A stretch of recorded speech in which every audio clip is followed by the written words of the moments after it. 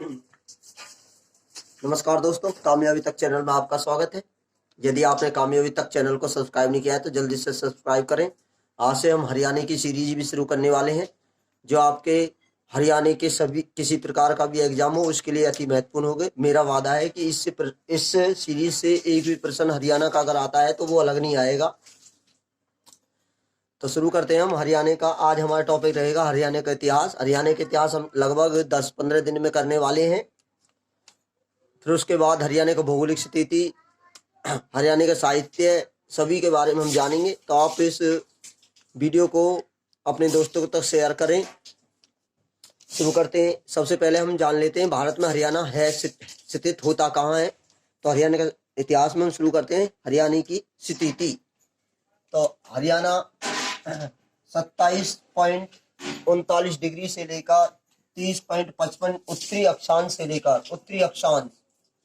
लेकर 74-28 डिग्री और 77-36 डिग्री पूर्वी देशांतर में स्थित है। तो आपको बता दें, अंतर देख लेना, आपको 3 का अंतर है, 27-30 3 का अंतर, 74-77 इनमें 3 का अंतर मिल रहा है।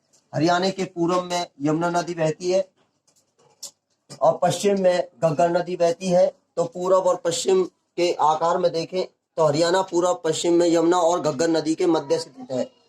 उत्तर में शिवालिक पहाड़ियां हैं तथा दक्षिण में अरावली की पहाड़ियां हैं। तो हम कह सकते हैं हरियाणा यमुना नदी, घग्गर नदी, शिवालिक की पहाड़ियां और अरावली की पहाड़ियों से घिरा हुआ है।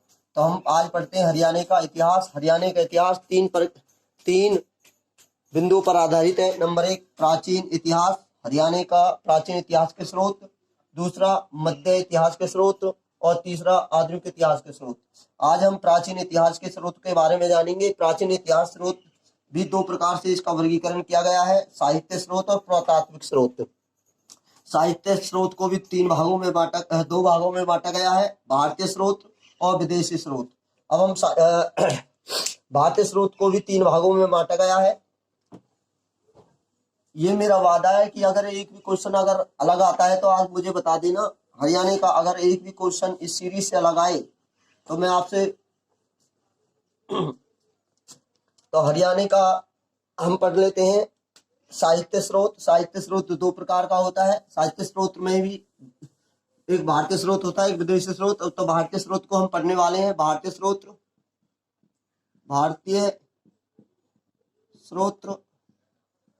स्रोत भी 3 भागों में बांटा गया है। पहला, ब्राह्मण स्रोत या ब्राह्मण ग्रंथ।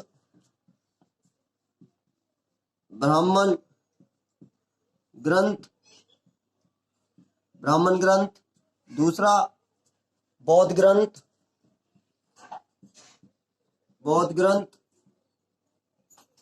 और तीसरा, जैन ग्रंथ। इन तीनों के बारे में हम जानने वाले हैं हरियाणा। और यहाँ से आपके साहित्य पर आधारित हो, यदि पत्रिका पर आधारित हो, या हरियाणा को किस नाम से जाना गया है, हरियाणा का किस पुस्तक में नाम दिया गया है, इसमें सभी हम जानने वाले हैं। अब हम पढ़ने वाले हैं ब्राह्मण ग्रोथ। ब्राह्मण ग्रोथ में सबसे पहले पढ़ेंगे हम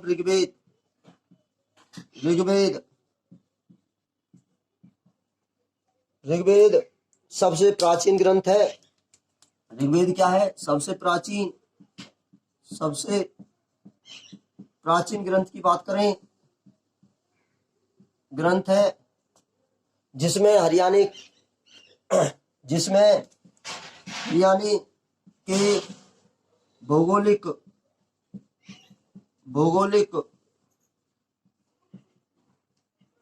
स्थिति का वर्णन किया गया है।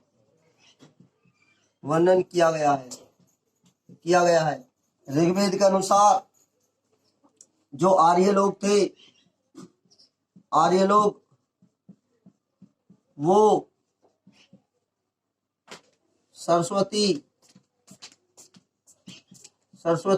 और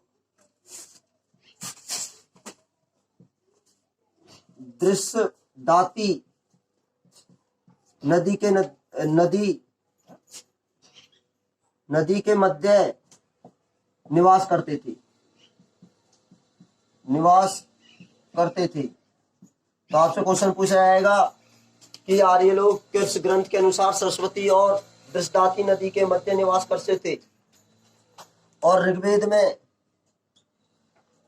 में हरियाणी के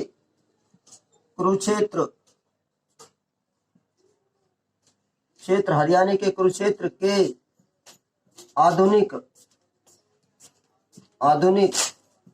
तालाबों का वर्णन किया गया है। तालाबों का वर्णन। आगे बात करते हैं शतपथ ब्राह्मण। तो हम ब्राह्मण ग्रंथ पढ़ रहे हैं, फिर उसके बाद बौद्ध ग्रंथ जानेंगे, फिर जैन ग्रंथ जानेंगे। ये भारतीय स्रोत चल रहे हैं। तो हम पढ़ते हैं आगे शतपथ ब्राह्मण।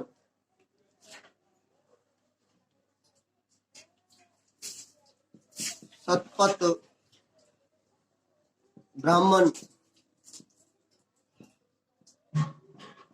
ब्राह्मण में हरियाणा में रहने वाले कुरुक्षेत्र का उल्लेख किया गया है। हरियाणा में रहने वाले कुरुक्षेत्र का वर्णन किया गया है। तो आपसे प्रश्न पूछा जाएगा कुरुक्षेत्र का किस ग्रंथ में वर्णन किया गया है। कुरुक्षेत्र का 2 ग्रंथों में वर्णन किया गया है। तालाबों की पूछी जाए तो ऋग्वेद, यदि आपसे पूछा जाए हरियाणा के रहने वाले कुरुक्षेत्र का वर्णन किस ग्रंथ में किया गया है, तो ग्रंथ में आएगा शतपथ ब्राह्मण ग्रंथ में। और इसमें ही कुरुओं का निवास था। और यहाँ पर इन्हीं के नाम पर कुरुक्षेत्र नाम पड़ा है। और बाद में ये वैदिक संस्कृति का केंद्र बना। और बाद में क्या हुआ, ये बाद में वैदिक संस्कृति का केंद्र बना। बाद में ये वैदिक संस्कृति का केंद्र बनकर उभरा। तो शतपथ ब्राह्मण में किसका वर्णन किया गया है? शतपथ ब्राह्मण में कुरुओं के निवास का वर्णन किया गया है, जिसे कुरुक्षेत्र नाम दिया गया। उन्हीं के नाम पर कुरुक्षेत्र नाम पड़ा और बाद में इसे वैदिक संस्कृति का केंद्र ये बनकर उभरा है। अब महाभारत में बात कर लेते हैं।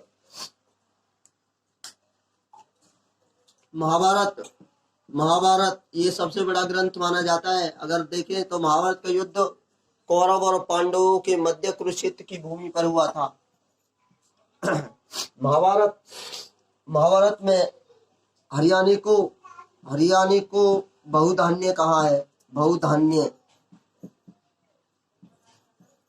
तो आपसे क्वेश्चन पूछा जाएगा हरियाणा का दूसरा नाम क्या है? तो हरियाणा का दूसरा नाम है बहुधान्य, जो महाभारत में इसमें कहा गया है। और इसमें नकुल की दिग्विजय में रोहतक पर आक्रमण का वर्णन किया गया है। नकुल की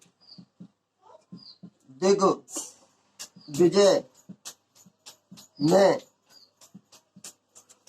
रोहतक पर आक्रमण के बारे में वर्णन किया है।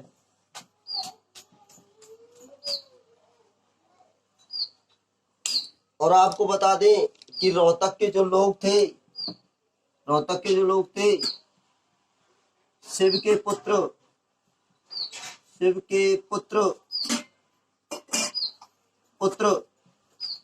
कार्तिकेय को अपना पूज्य देवता मानते थे कार्तिकेय को। आगे बात करते हैं वामन पुराण। ये हरियाणा के स्रोत हैं जो इतिहास के बारे में बताते हैं। आगे बात करते हैं वामन पुराण।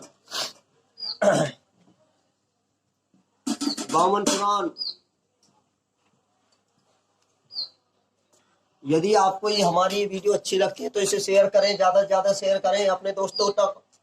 तो वामन पुराण में हरियाणा के कुरु जंगलों का वर्णन किया गया है, जंगलों का वर्णन किया गया है। हरियाणा के क्रू जंगलों का वर्णन कहा किया गया है। और हरियाणा के जो क्रू जंगल थे वे संख्या में कितने थे? संख्या में थे 7। 7 जंगलों का वर्णन किया गया। अगर बात करते हैं, अब ये तो था हमारा ब्राह्मण ग्रंथ के आधार पर। अब हम बात करते हैं बौद्ध ग्रंथ। दूसरा है बौद्ध ग्रंथ। बौद्ध ग्रंथ के बारे में बात करें तो बौद्ध ग्रंथ में दिव्यवदान, बौद्ध ग्रंथ में दिव्यवदान में 2 सतानों का वर्णन किया गया है, अग्रोहा और रोहतक। इनमें दिव्यवदान में 2 सतानों का वर्णन किया गया, अग्रोहा और रोहतक। अग्रोहा और रोहतक सतान का वर्णन किया गया। रोहतक के लोग संगीत प्रेमी थे। रोहतक के लोग क्या थे? संगीत प्रेमी थे, संगीत से बहुत प्यार करते थे, संगीत प्रेमी थे रोहतक के लोग। अब है चुल्लू बग।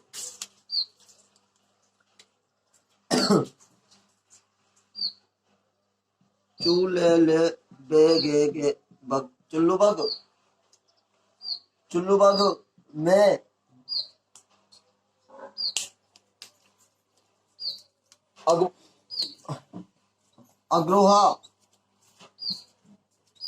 अग्रोहा जिसे पुराने समय में ए गे गे ले लू पुर अगल्लूपुर कहते थे। सॉरी। आगे मंजूश्री मुलकल्प। आगे बात करें मंजूश्री मुलकल्प।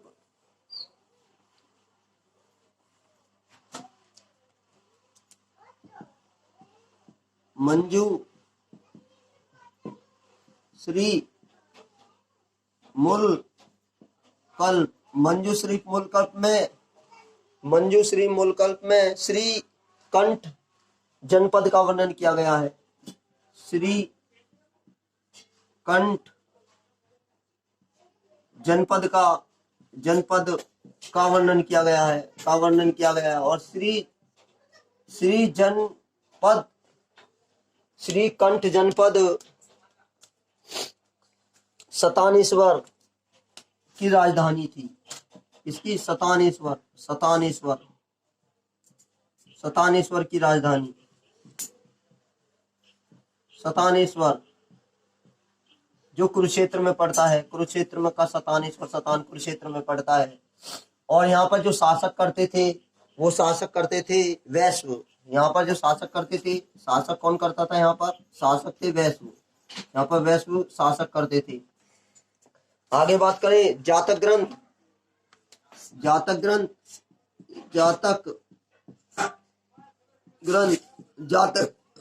ग्रंथ में कुरुक्षेत्र का वर्णन किया गया है।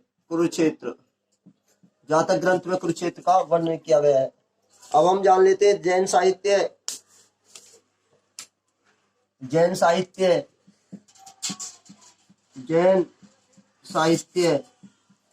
साहित्य में एक ही पॉइंट अति महत्वपूर्ण है। ये आपकी परीक्षा में आ सकता है प्रश्न, बहुत बार ये प्रश्न देखे भी गए हैं।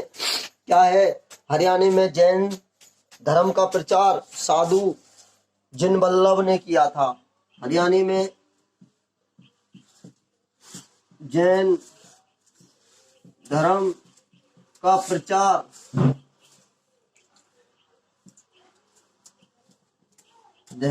प्रचार जो जिनवल्लभ ने किया था। जिनवल्लभ एक साधु था, यह जिनवल्लभ झांसी का साधु था। इसने हरियाणा में जैन धर्म का प्रचार किया है। आगे बात करें, अब हम पढ़ते हैं ऐतिहासिक ग्रंथ।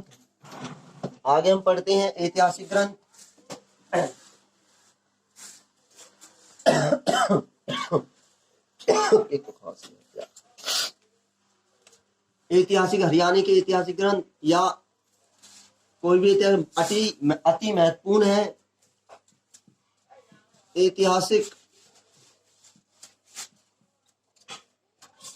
ग्रंथ ये अति महत्वपूर्ण ऐतिहासिक ग्रंथ किसी भी परीक्षा के लिए, ये हरियाणा के लिए नहीं, किसी भी परीक्षा के लिए अति महत्वपूर्ण है। पहले हम ऐतिहासिक में पढ़ते हैं कलहन की राजतरंगी। ऐतिहासिक ग्रंथ में पहले होगा हमारा कलहन की राज तरंगिनी कलहन की राज तरंगिनी अति महत्वपूर्ण है। राज तरंगिनी तो एक दो प्रकार से प्रश्न पूछा जाता है।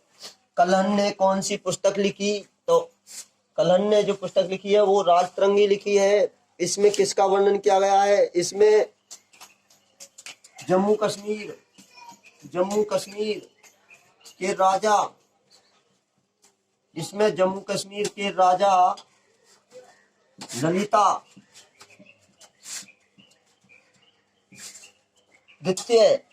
दित्य का वर्णन किया गया है। ललितादित्य जम्मू कश्मीर का राजा था जिसका नाम था ललितादित्य, इसका वर्णन किया गया है। इसने यमुना नदी के किनारे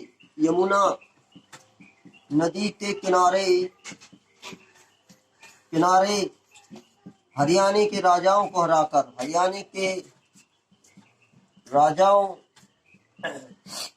हराकर शासन किया था। हरियाणा पर शासन किया था राजाओं को हराकर। और इन्होंने अपनी राजतरंगी में रोहतक को बहुधान्य व्यापार बताया है। इन्होंने अपनी राजतरंगी में रोहतक एक बहुधान्य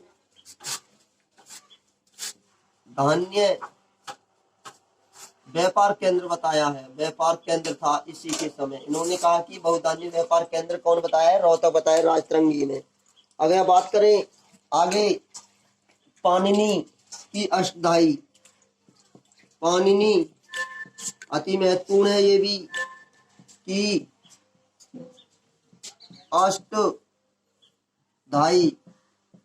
तो ये क्वेश्चन है इस प्रकार से भी आ सकता है, पाणिनि ने कौन सी पुस्तक लिखी? तो पाणिनि ने लिखी अष्टधाई।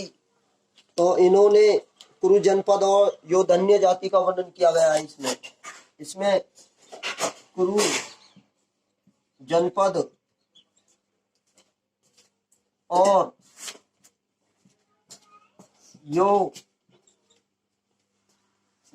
योधन्य जाति का वर्णन किया गया है। जाति का वर्णन इसमें, और इसके साथ साथ इन्होंने अन्य सतलों का भी इसमें वर्णन किया गया है। केथल का वर्णन इन्होंने किया है इसमें। सिरसा का वर्णन भी इन्होंने इसी में किया है। टोहाना का भी वर्णन इसी में किया है। सुहन कालका आदि सतानों का भी वर्णन इन्होंने अष्टधाई में किया है, पाणिनि ने अष्टधाई में। अब बात करते हैं बाणभट्ट का हस्तचरित्र। ये ऐतिहासिक स्रोत है, अति महत्वपूर्ण है किसी भी परीक्षा के लिए। हरियाणा के लिए तो है ही है, पर किसी भी परीक्षा के लिए भी अति महत्वपूर्ण है। तो बात करते हैं हम बाणभट्ट की हस्तचरित्र। बाणभट्ट की हर्षचरित्र ये पुस्तक है। बाणभट्ट ने कौन सी पुस्तक लिखी? हर्षचरित्र लिखी थी। इसमें हरियाणा के श्रीकंठ जनपद जिसका नाम है सतानेश्वर का वर्णन किया है। सतानेश्वर का वर्णन किया है इन्होंने। अब हम पढ़ लेते हैं विदेशी स्रोत। विदेशी स्रोत विदेशी स्रोत में सबसे पहले लेंगे हम हैंसांग, जो हर्ष के काल में आया था। सबसे पहले हैंसांग सांग, जो हर्ष के काल में आया था। तो ये हैंसांग कौन था? चीनी यात्री था। और इन्होंने 3 संतानों का वर्णन किया गया है। इन्होंने 3 संतानों का वर्णन किया गया है।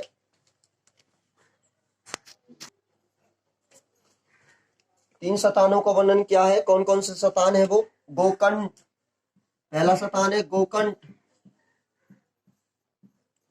गोखंड, गोखंड, सतानेश्वर। तो सतानेश्वर का हरचरित बाणभट्ट ने अपने सतानेश्वर का संतान उन्होंने भी किया था। और एक और संतान है जिसका नाम सुग, सुग। इन 3 संतानों का हैंसांग ने वर्णन किया है। आगे बात करते हैं। और ये किसके शासन काल में आए थे? तो ये आए थे हर्ष के शासन काल में आए थे। अब हम आगे पढ़ लेते हैं। अभिलेख स्रोत, ये विदेशी चल रहे हैं अभी। अभिलेख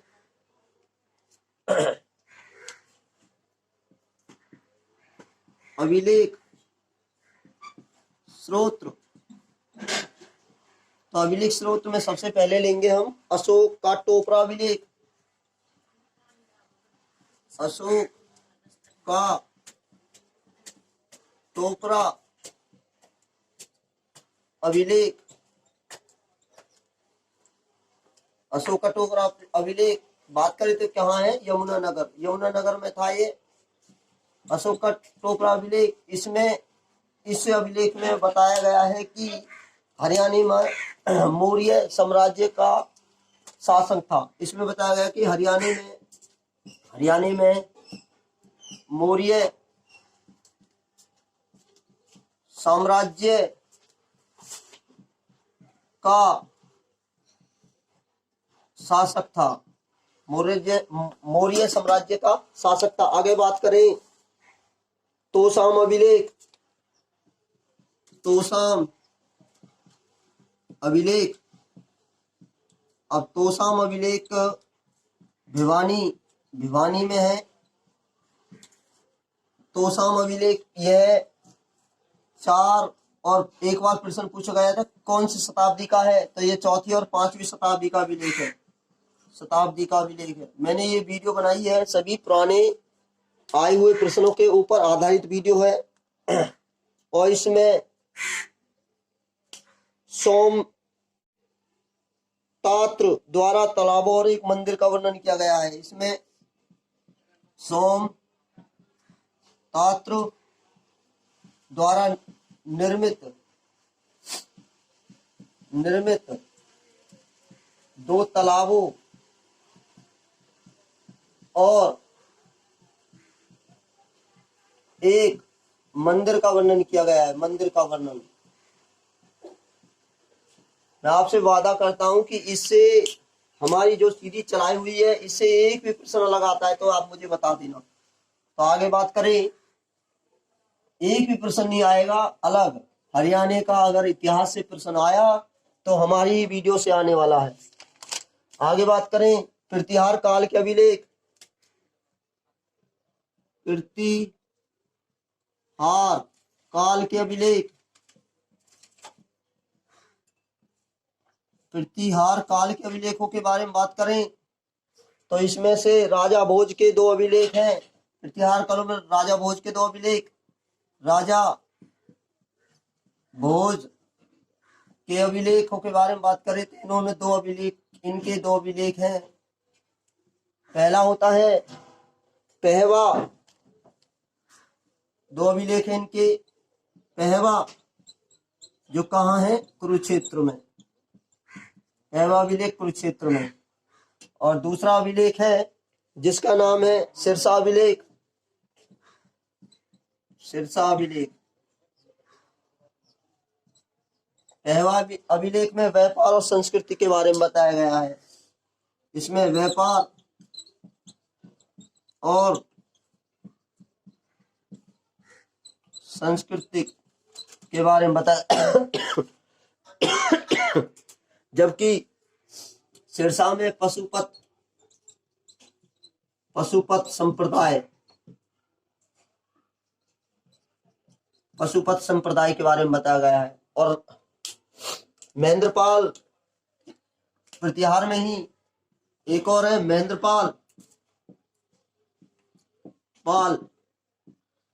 महेंद्रपाल का जो अभिलेख है, अभिलेख उसे कहते हैं पेवा अभिलेख। पेवा अभिलेख में घोड़ों का व्यापार होता था, घोड़ों का व्यापार। तो आपसे पूछा जाए घोड़ों का व्यापार किस अभिलेख में होता था, तो घोड़ों का व्यापार महेंद्रपाल का अभिलेख पेवा अभिलेख में होता था। और ये पेवा आपको पता है कहाँ है, कुरुक्षेत्र में है। आगे बात करें हांसी का अभिलेख।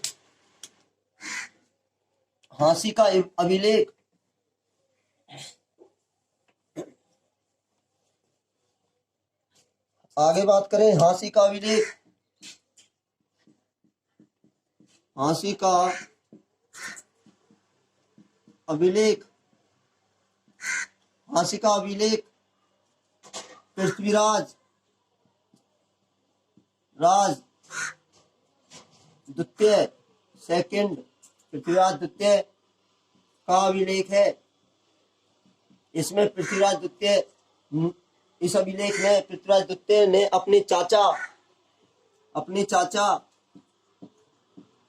बिलहन को हांसी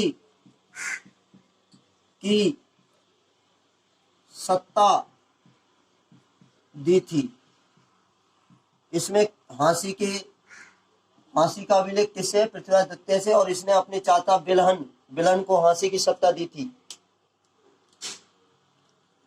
दिल्ली अभिलेख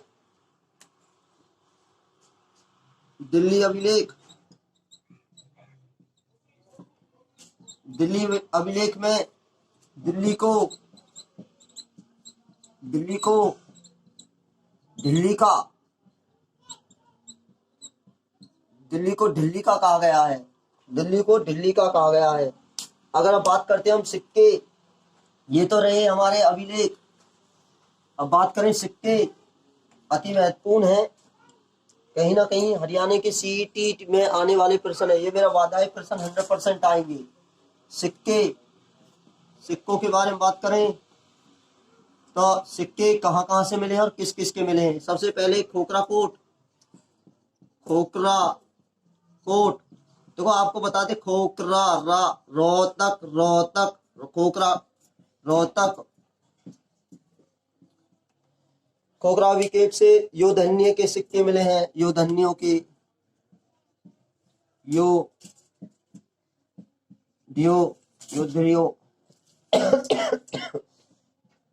सॉरी के सिक्के।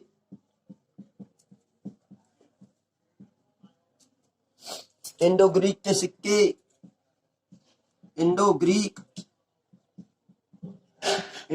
सिक्के कहाँ से मिले हैं, खोखरा कोट रोहतक से मिले हैं। कनिष्क या हुनिस्क के सिक्के ये खोखरा कोट से। अगर आप पूछ रहे हैं हुबिस्क, अगर आपसे कनिष्क पूछा जाए तो आपको कनिष्क के सिक्के मिले हैं खोखरा कोट से। अगर आपसे पूछा जाए हुबिस्क के सिक्के में नौरंगाबाद से मिले हैं। और आपको बता दें कि हरियाणा का 23वां जिला बनाने की मांग जोर शोर से उठ रही है। जो जिला अब नारायणगढ़ को बनाने की मांग उठ रही है कि जिला बनाया जाए। और यहाँ से और सिक्के मिले हैं राजा भोजदेव के सिक्के यहाँ से मिले हैं। विग्रहपाल के भी सिक्के खोखरा कोट से मिले हैं। आगे बात करें समुद्रगुप्त के सिक्के, तो ये मिले हैं जगाधरी से, जो कहाँ है, यमुनानगर में है। नगर जगाधरी से किसके मिले हैं? समुद्रगुप्त के। समुद्रगुप्त के सिक्के जगाधरी से मिले हैं। तोमरों के सिक्के मिले हैं। तोमरों चौहानों के सिक्के जगाधरी से मिले हैं, जगाधरी यमुनानगर से मिले हैं। आगे बात करें पुस्तकें।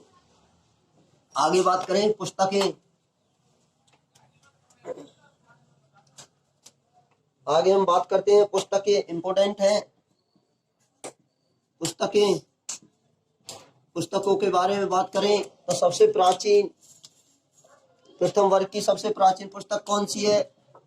प्रश्न आया था ये हरियाणा पुलिस में। प्रथम वर्ग की सबसे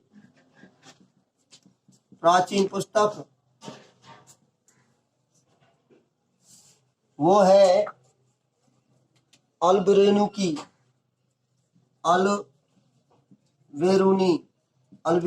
जो मोहम्मद गजनबी के काल में था। किसके में? मोहम्मद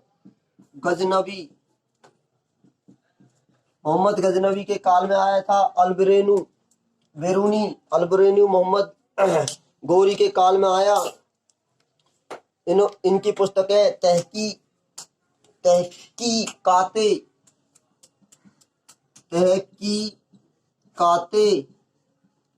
हिंद। इन्होंने अपनी पुस्तक में महमूद इन्होंने अपनी पुस्तक में महमूद गजनबी ने सतानेश्वर पर आक्रमण के बारे में बताया है इन्होंने अपनी पुस्तक में। आगे बात करें उलवी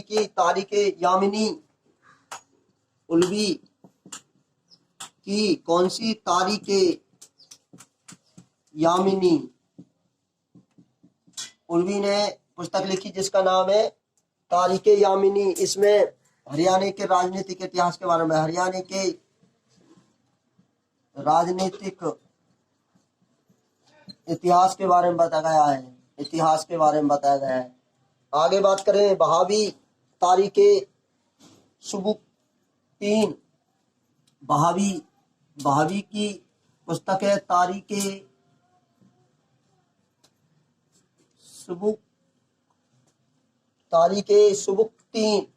सुबुक्तगीन। इन्होंने अपनी पुस्तक में महमूद द्वारा फांसी पर अटैक। महमूद बता दें, महमूद मोहम्मद गजनवी का भतीजा था। महमूद ने फांसी पर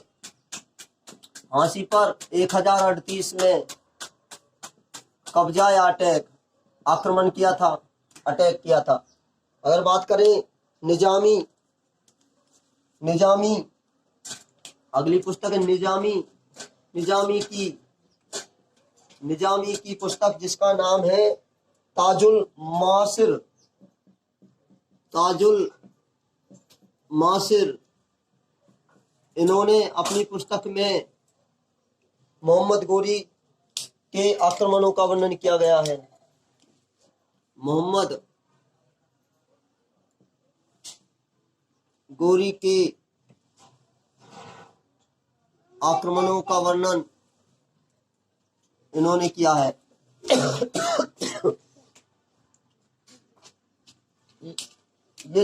ये मोहम्मद नहीं है, महमूद है। महमूद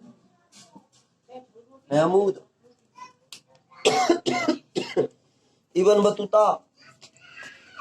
और एक मिनहाज एक और पुस्तक है इंपोर्टेंट है जिसमें हरियाणा शब्द का वर्णन किया गया है। मिनहाज की पुस्तक मिनहाज की तबकाते नासिरी। मिनहाज की तबकाते नासिरी इंपोर्टेंट है, अति महत्वपूर्ण, जिसमें हरियाणा शब्द का वर्णन किया गया है, का वर्णन अति महत्वपूर्ण है। मिनहाज की तबकाते नासिरी बहुत महत्वपूर्ण। इबन बतूता अफ्रीका का निवासी था। पहले तो ये था अफ्रीका का निवासी, अफ्रीका का रहने वाला था। इनकी किताब है किताबुल रहला, किताब का नाम है किताबुल रहला। किताबुल रहला इन्होंने किताब लिखी है जिसमें हासी हिसार सिरसा क्षेत्र का उल्लेख किया गया है, जिसमें हासी हिसार सिरसा का वर्णन किया गया है, हासी हिसार सिरसा का वर्णन किया गया है। और यह तुगलों के काल में आए थे। अगर पूछा है किसके काल में आए तो यह है तुगलों के काल में, तुगलकों के काल में, जब तुगलक शासन कर रहे थे उस समय आया था।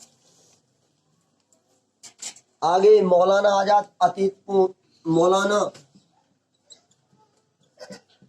आजाद की पुस्तक जिसका नाम है दरबारे अकबरी, दरबारे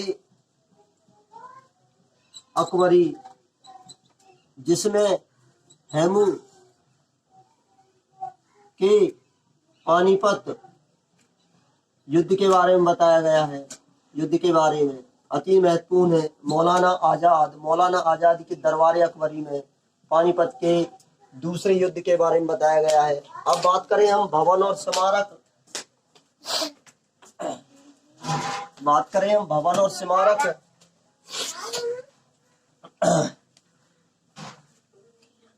भवन और स्मारक, भवन और स्मारक के बारे में बात करें तो सबसे प्राचीन इमारतों में हांसी का दुर्ग है। अब आपसे पूछा है सबसे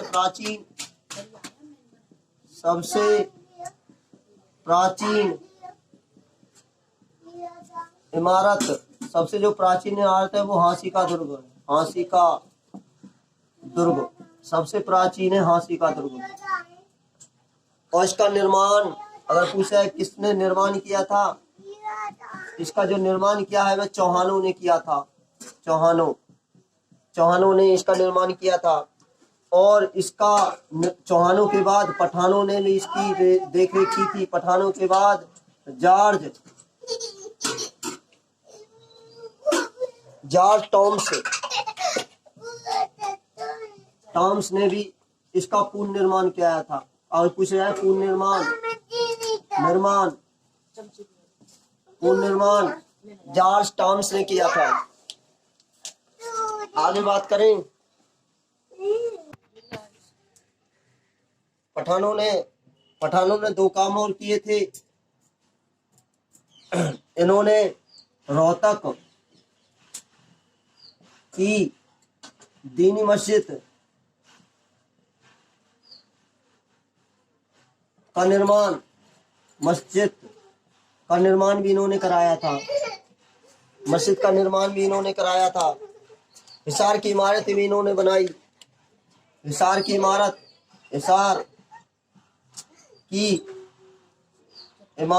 इमारतों का भी निर्माण इन्होंने कराया था। अब हम बात करते हैं नारनौल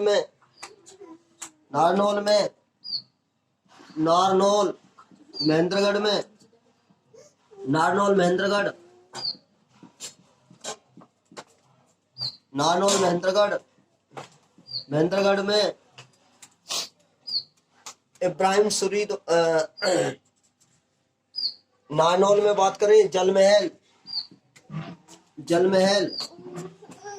कहाँ है? नारनौल में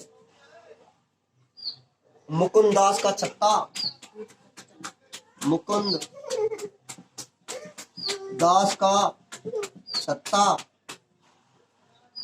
का जो छत्ता है वह साकुली ने निर्माण किया था।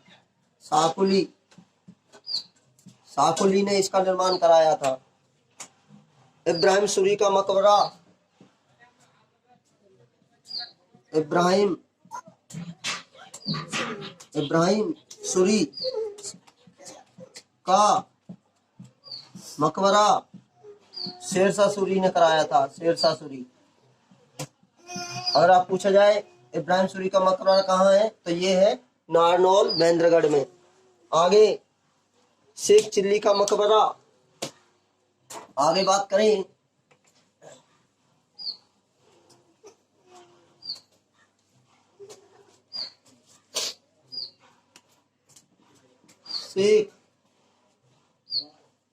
करें शेख चिल्ली का मकबरा।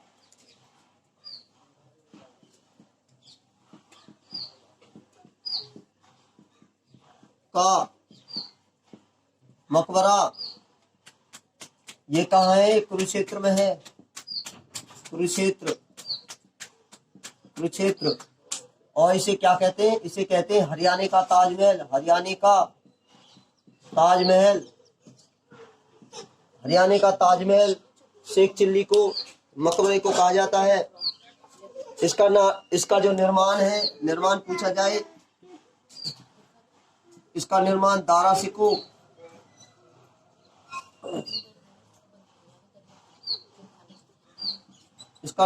सिकों ने कराया था, संत शेख चिल्ली की याद में। संत शेख चिल्ली की याद में कराया था दारा सिकों ने शेख चिल्ली का मकबरे का निर्माण। अगर बात करें शेख बुली कलंदर का मकबरा और काबुली बाग और शेख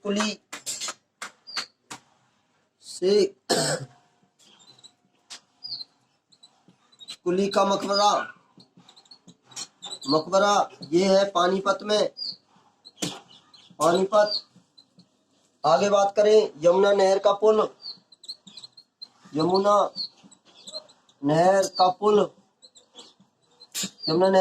ये करनाल में है। करनाल और यमुना नहर के पुल को ही मुगल पुल कहा जाता है।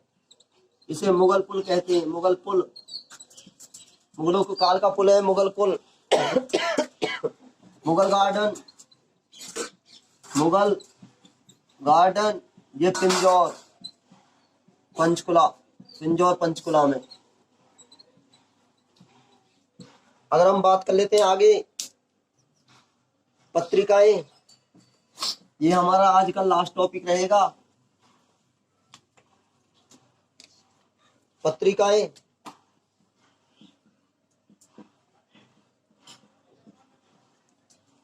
पत्रिकाओं में बात करें तो हरियाणा की सबसे पुरानी पत्रिका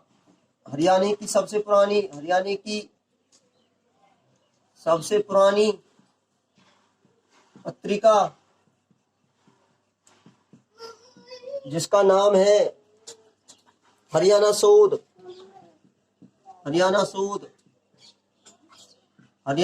पत्रिका सबसे पुरानी पत्रिका है।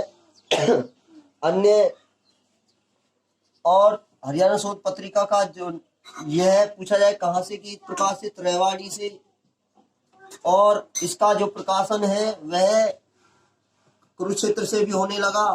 कुरुक्षेत्र से नाम बदलकर इसका नाम क्या रख दिया? इसका नाम रख दिया जर्नल ऑफ हरियाणा स्टडीज।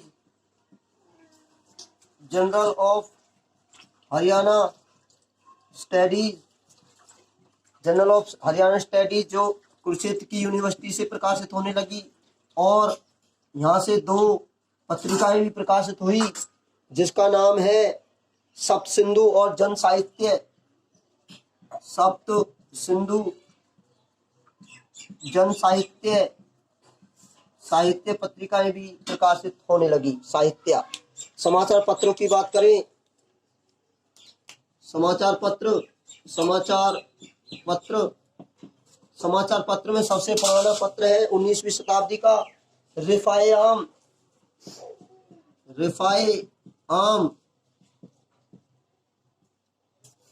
आम सबसे जो कब प्रकाश किया था 19वीं शताब्दी में प्रकाश किया था। किसने? पंडित दीनदयाल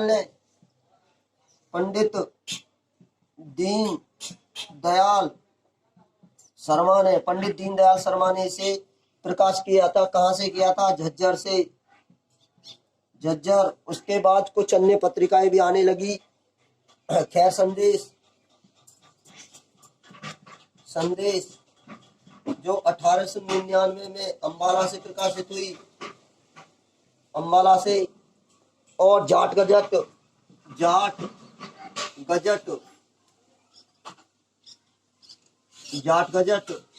जो 1916 में प्रकाशित हुई। हरियाणा तिलक जो 1923 में हरियाणा तिलक जो 1923 में रोहतक से प्रकाशित हुआ। ये सभी पत्रिकाएं और समाचार पत्र हैं जो हमारी परीक्षा के लिए अति महत्वपूर्ण है। यदि ये वीडियो आपको अच्छी लगी हो तो इस वीडियो को शेयर करें अपने दोस्तों तक। और जो भी हरियाणा सीईटी की परीक्षा पास करना चाहता है तो हमारी वीडियो को लगातार देखें और हमसे जुड़े रहें। मेरे चैनल को सब्सक्राइब करें।